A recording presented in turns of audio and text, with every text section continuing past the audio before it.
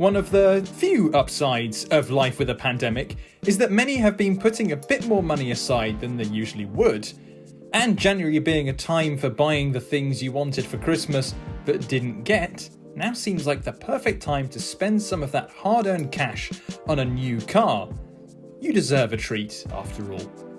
With that in mind, we put together a list of the 5 most expensive supercars you can buy in 2021.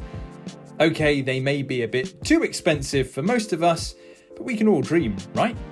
Before we get into the list, we've set out some ground rules. They must be a series production road car, no one-offs here, and they need to be delivered to customers in 2021. And of course, don't forget to hit the like button and subscribe for more awesome videos. While the original Hennessy Venom was a ridiculous, if a little makeshift hypercar based on a Lotus Elise, the new Venom F5 is a much more serious piece of kit.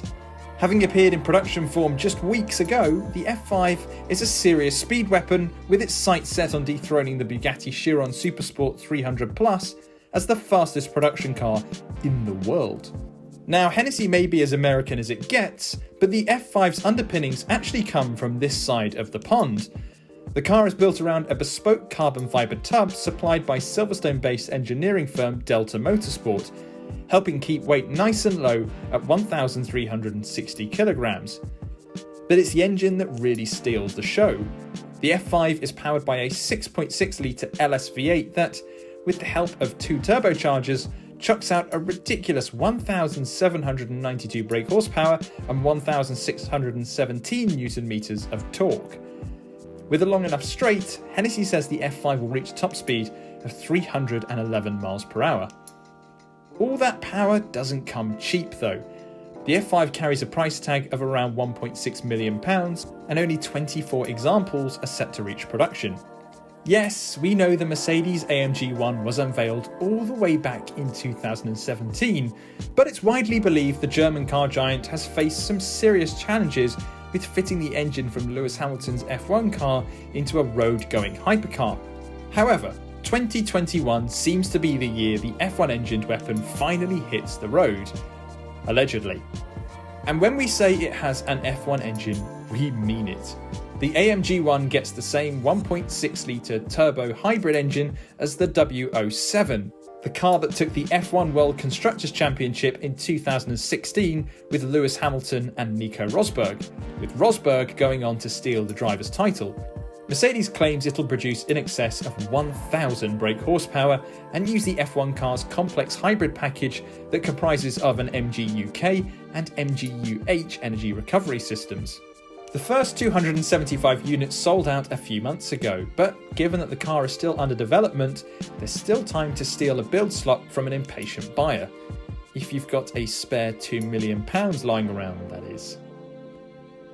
Whoever's going around telling people that V12s are dead clearly didn't warn legendary F1 designer Adrian Newey, who elected to use a glorious Cosworth-sourced 6.5 litre 12-cylinder engine for his Aston Martin Valkyrie hypercar.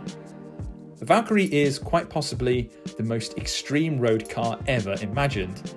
It's essentially a Le Mans car for the road, with a claustrophobia-inducing cabin and skeletal bodywork. There's also an F1-style front wing and 2 gigantic air ducts that lead to a massive diffuser at the back of the car. It'll weigh around 1,100 kilograms, develop a ridiculous 1,060 brake horsepower, and rev all the way up to 11,000 RPM. That all sounds incredible, and it should be at £2.5 million. Aston is only making 150 examples, with the first deliveries due to get underway in the coming weeks. You can even buy a track-only version, which will no doubt cost a lot more.